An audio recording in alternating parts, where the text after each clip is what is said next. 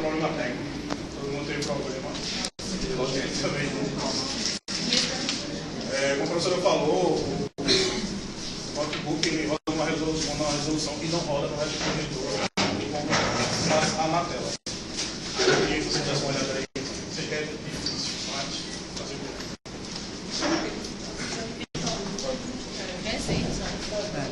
meu nome é Everton. Meu grupo é formado por Thiago, Fernanda, Camila, Érica e Ada. Ninguém conhece Ada. Porque Ada paga cadeira com a gente aqui pela quinta-feira. Esse é meu colega de trabalho. Nossa, né?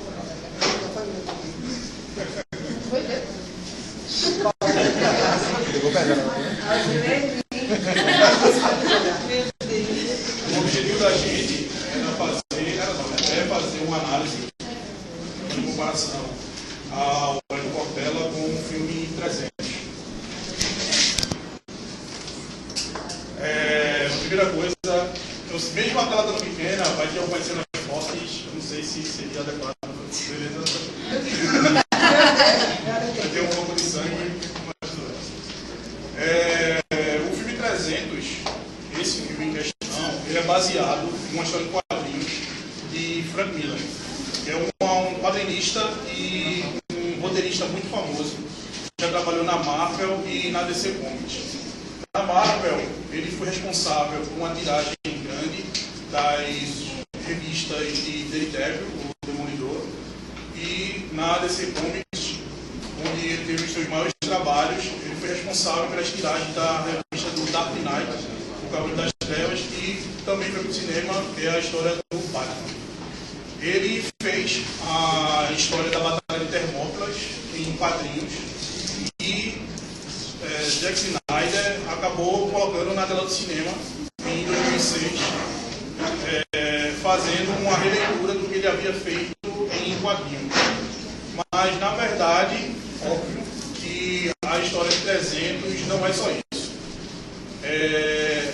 300, ou a Batalha de Termópilas, é o nome real, ela foi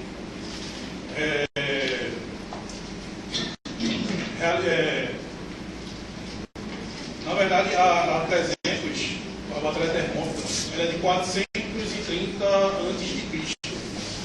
Ela foi imortalizada pelo historiador Heródoto, que é o pai da história, como a conhecemos hoje. E, segundo Heródoto,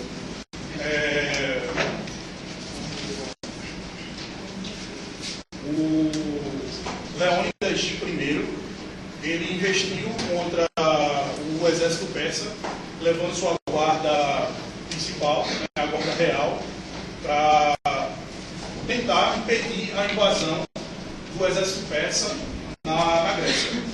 Lógico que pela experiência dele em batalha, ele sabia que com 300 soldados, era sua guarda pessoal, ele não ia conseguir deter essa horda, né, de escravos, na verdade, que não eram soldados, de Xerxes, que era o rei atual da Pérsia. Ele usou a geografia local, né, que, como ao longo da obra já fala, aconteceu em Termópilas, que era tipo uma fenda na montanha, onde ele encurralou o exército persa, afunilando o exército, que era de 300 mil homens, para 300 soldados, e afunilando esse exército, ele fez com que eles fossem obrigados a lutarem corpo a corpo, e não tinha condições de passarem todos ao mesmo tempo. E essa foi a estratégia que Leônidas usou. A gente vai fazer uma comparação, né, levando em consideração a obra de Cortella, qual a sua obra, e a gente vai passar as cenas, que vai ser um pouco dificultoso para vocês assistirem.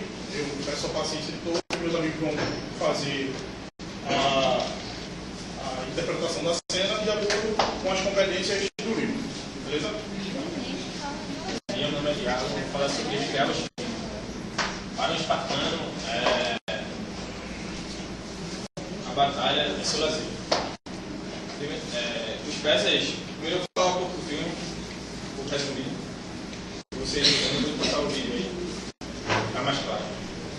Os persas mandaram os mensageiros até Esparta, com o intuito de pedir terra e água.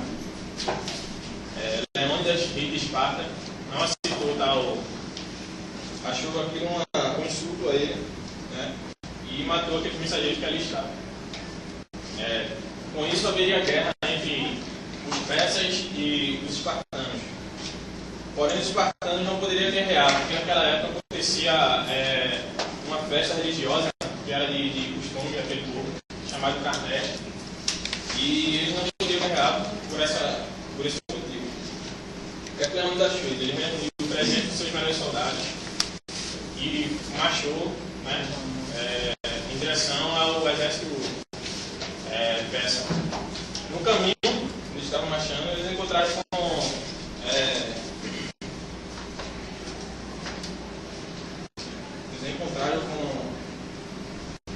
o exército ácaro.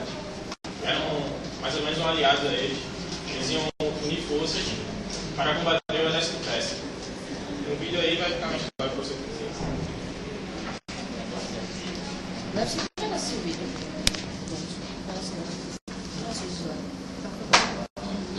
Nós marchamos por nossas terras, por nossas famílias, pela nossa liberdade. Nós marchamos. Que agradável surpresa.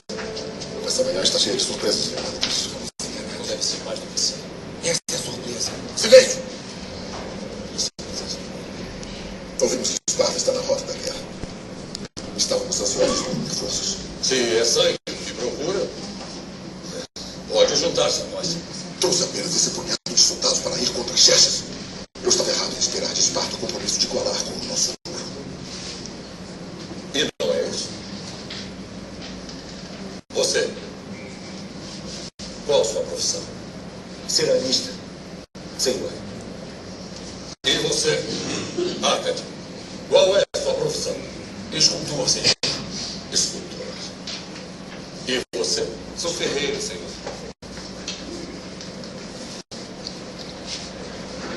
Espartanos, qual é a sua profissão?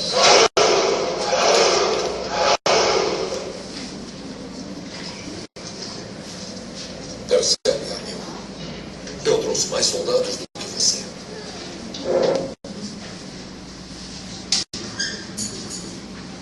Só complementando o que o Thiago falou, ele falou para o espartano a guerra é sua recreação. Ou seja, cada um procura sua forma de felicidade. E para eles, como eram selecionados desde crianças, para os espartanos, quando uma criança nascia com alguma deformidade física ou mental, ela era automaticamente descartada e sacrificada. E as crianças chegavam a uma idade com 12 anos. Ou seja, eles já eram treinados e condicionados à batalha, desde criança. E para eles isso era recreação. Para eles a felicidade estava no campo de batalha. O ócio, para eles não existia. Bem, bom dia, meu nome é Érica, como todo mundo sabe. Eu vou falar sobre naval, tá? Como o Edmundinho falou, os espartanos, eles quando nasciam, eles eram examinados do sacerdote e se viesse a descobrir que tinha algum tipo de deficiência, já eram abandonados da população, não sacrificados. Então a criança, a infância dela todinha era totalmente diferente de todos os outros reinos que a gente já tem imaginado. Por quê? Porque desde criança, as crianças, no caso do sexo feminino, sexo masculino, os homens, eles eram treinados a lutar. Então não tinha essa coisa de infância, não, é luta mesmo. E ia para a guerra muito jovem e se transformavam em guerreiros, né? Então, é diferente por quê? Porque a gente está acostumado a ver em outros reinos, o rei nunca vai para a guerra. E o Esparta, não, o rei, que era Leônidas, ele formou os 300 homens, que era da sua guarda real, e levou a galera, no caso dos soldados, né? para poder lutar lá contra a tirania de Xerxes. Ele, como era guerreiro, ele foi criado daquela forma, então para eles não tinham medo da morte. Então para eles tanto fazia, se tinha 5.000 soldados, eles tinham a dignidade, eles queriam lá, não iam se render, não iam baixar a cabeça para ele não, porque no caso deles era muito tirano e Leônidas não concordava. Né? A gente vai ver agora o vídeo para ficar mais claro para vocês como foi que ele inovou a obra para conseguir esse feito.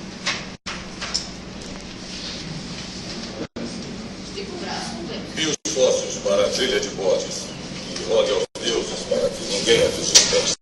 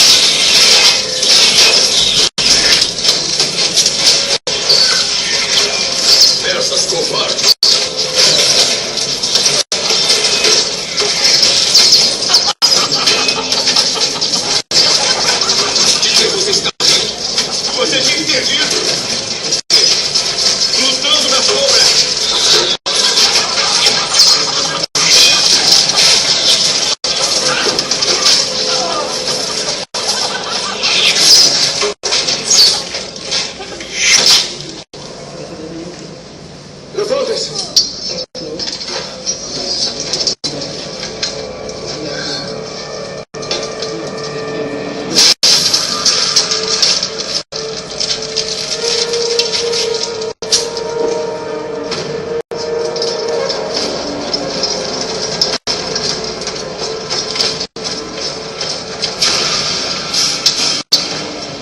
Hoje, nenhum espartano morrerá!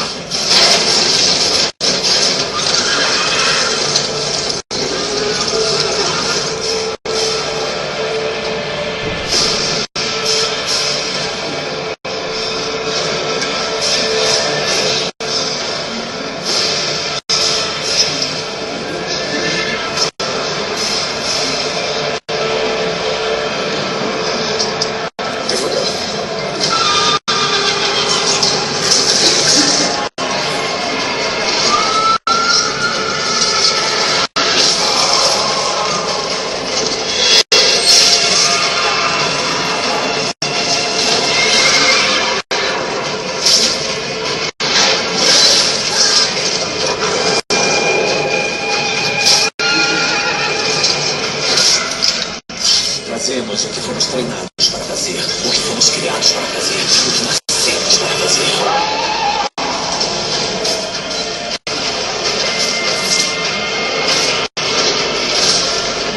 Sem prisioneiros, sem piedade. Um bom começo.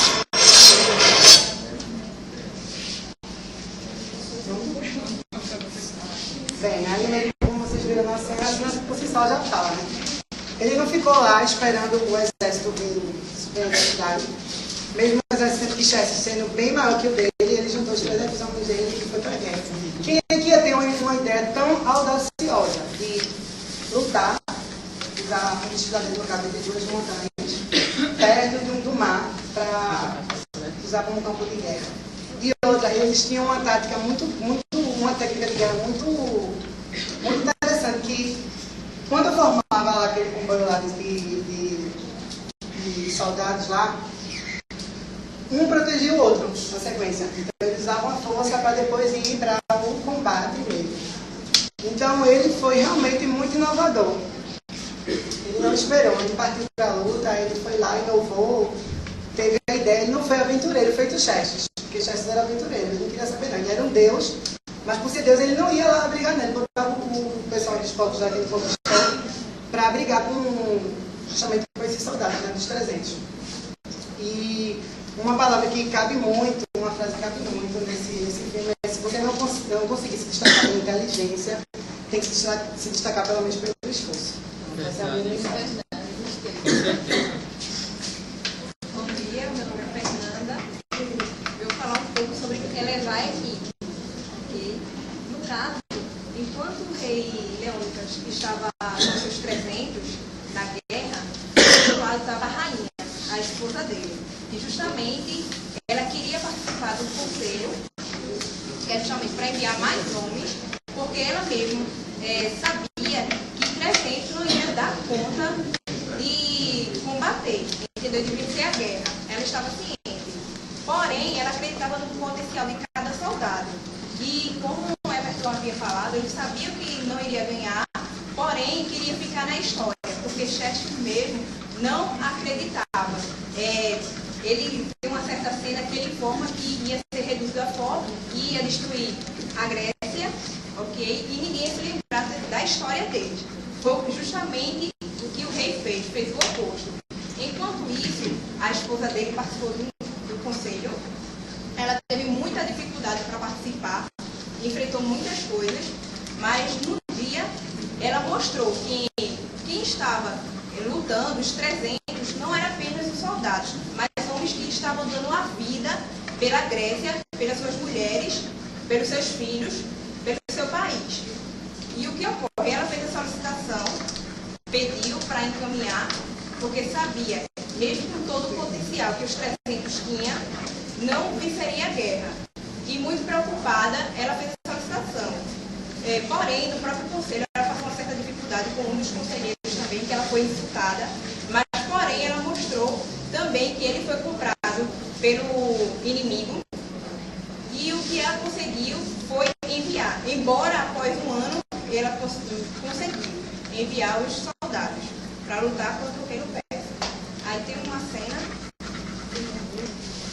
dela no conselho.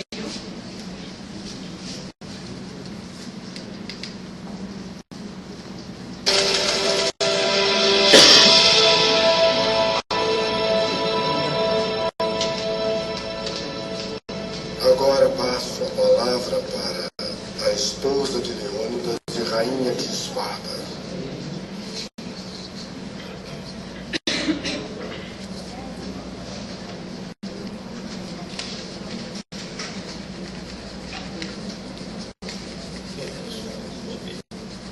Conselheiros, venho diante de vocês não só como rainha. Venho a vocês como mãe. Venho a vocês como esposa. Venho a vocês como uma mulher espartana.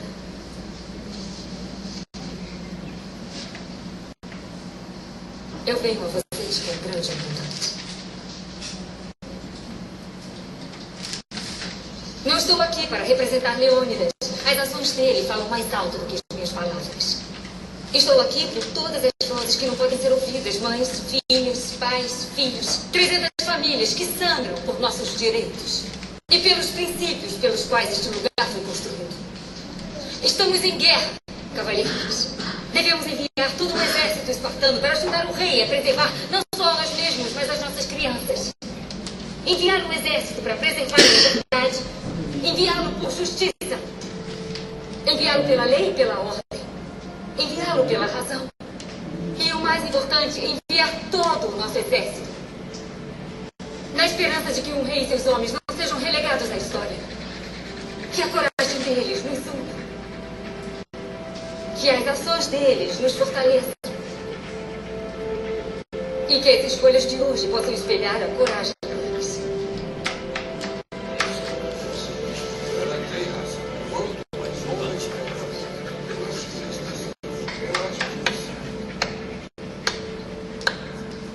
Tocante, eloquente, ardente, mas isto não muda o fato de que seu marido trouxe a guerra para nós. Está enganado. Xerxes a trouxe, antes dele, o pai dele, Dário e Maratona. Os persas não pararão, até que nosso único abrigo seja destroço e caos. Esta Câmara não precisa de lições de história, minha rainha. E que lição você gostaria de deixar?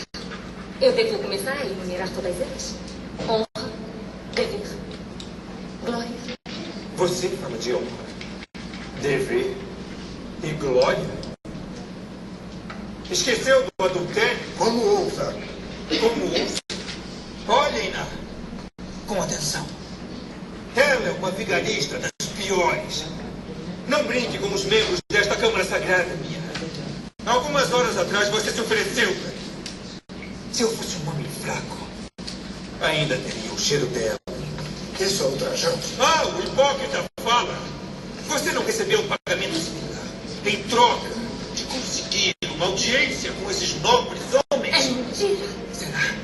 Ele não foi convidado por você a entrar nos aposentos do rei, na mesma cama onde você tentou negociar comigo com tanto vigor. Parecem chocados. Ela suborna com carne, cavalheiros, enquanto o marido dela promove anarquia e guerra.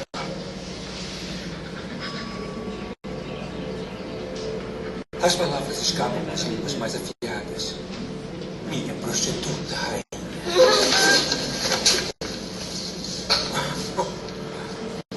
Que comportamento nobre. Retirem-na desta Câmara antes que nos infecte com sua infame e vulgar presença.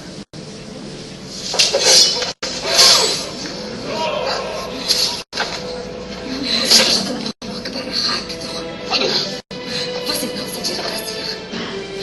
Eu não sou sua rainha.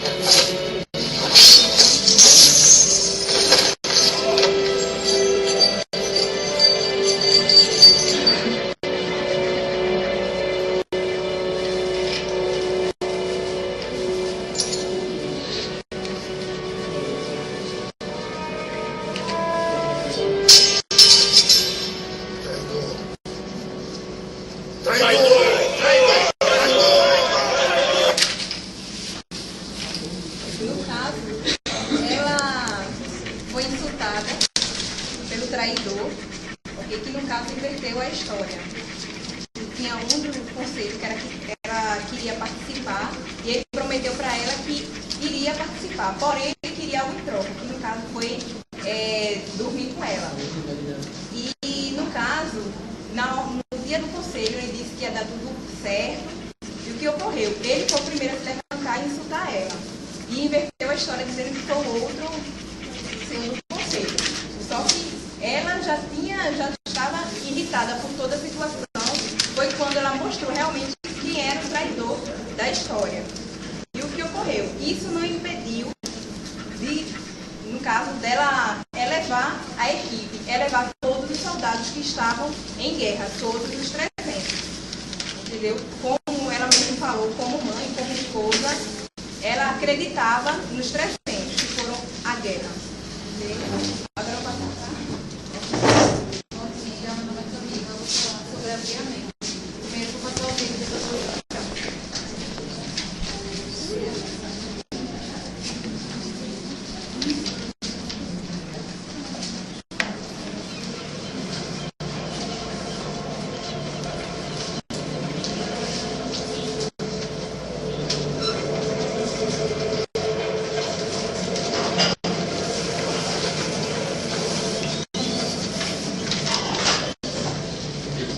Deixe-me ver.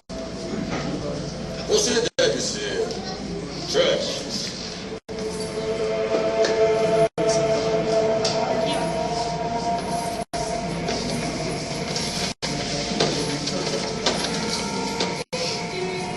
Tenha perguntas.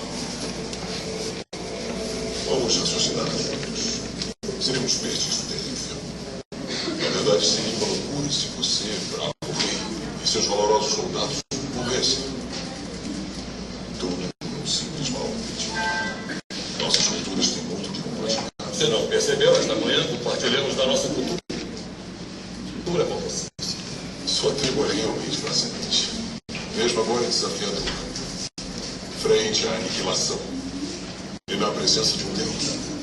Não há poder de ficar contra mim, Deus. Imagine o terrível destino dos meus inimigos quando eu facilmente mataria qualquer um dos meus homens pela vitória. E eu morreria por qualquer um de nós. Você escreveu o seu mundo da sua lógica. Sugiro que você use. Imagine a sua bela terra que você tão vigorosamente defende e reduzida a cinzas em meu morto. Imagine o destino de suas mulheres. Não conhece as nossas mulheres. Eu poderia ter trazido elas, julgando pelo que tenho visto. Você tem muitos escravos, mas poucos guerreiros. Não demorará muito para que se amedronte com minha lança, mais do que com seus chicotes. Não é um chicote o que eu extermino.